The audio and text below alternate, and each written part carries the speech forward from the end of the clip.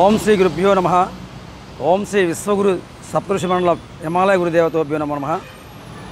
నా పేరు కల్కి భగవాన్ ఎలియాస్ రాజా రమేష్ పట్టపగలు. కాబోయే ముఖ్యమంత్రి చంద్రబాబు నాయుడు, అలాగే పవన్ కళ్యాణ్ ఉప ముఖ్యమంత్రి, అలాగే మహాశక్తి కూటమి అనేది విజయం సాధిస్తుందని స్వయంగా స్పష్టంగా చెప్పాను. అయితే ఆ తర్వాత నేను ఎంపీగా నామినేషన్ వేశాను.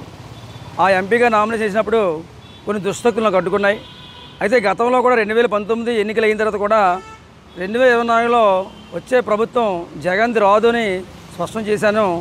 ఆ స్పష్టం చేసిన మాదిరిగానే ఈరోజు 2024 ఎన్నికల్లో 4 నెలల ముందు రాష్ట్రాన్ని అధోగతి బలి చేసి, రాష్ట్రాన్ని దుష్ట అరాచకత్వం చేసి, అలాగే రాష్ట్రంలో హిందూ ధర్మాన్ని మంటగలిపినటువంటి దుష్ట రాక్షసుడు జగన్ని సీఎం కానివ్వను, ఒక్క సీటు కూడా రానివ్వను అని చెప్పి జగన్తో ఛాలెంజ్ చేసి మరి ఈరోజు జగన్ సీఎం కాకుండా మహాశక్తి కూటమి విజయదుందుమి మోగించే విధంగా నేను దైవశక్తిని ఉపయోగించాను.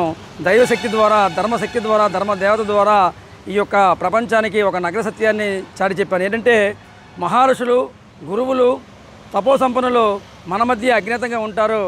వారు అప్పుడప్పుడు దేశంలో అధర్మం పెరిగినప్పుడు, అధర్మం పెచ్చిమీరుతున్నప్పుడు, ధర్మాన్ని కాపాడవలసి వచ్చినప్పుడు ఖచ్చితంగా వాళ్ళు వచ్చి దేశాన్ని అది రాజకీయంగా కానీ, ఆధ్యాత్మికంగా కానీ, ధార్మికంగా కానీ ఎన్నో సంవత్సరాల నుంచి, ఎన్నో యుగాల నుంచి కాపాడుతూ ఉన్నారు అనే నగ్న సత్యాన్ని తెలియజేశాను.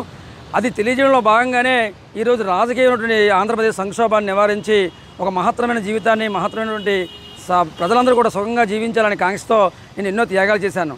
పవన్ కళ్యాణ్ 2 సార్లు ఓటమి పాలైనని చెప్పేసి అందరూ అవమానించారు.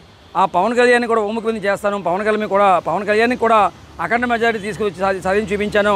సర్వజన సుఖినో భవంతు, లోకా సమస్త సుఖినో భవంతు. ఓం తదాస్తు.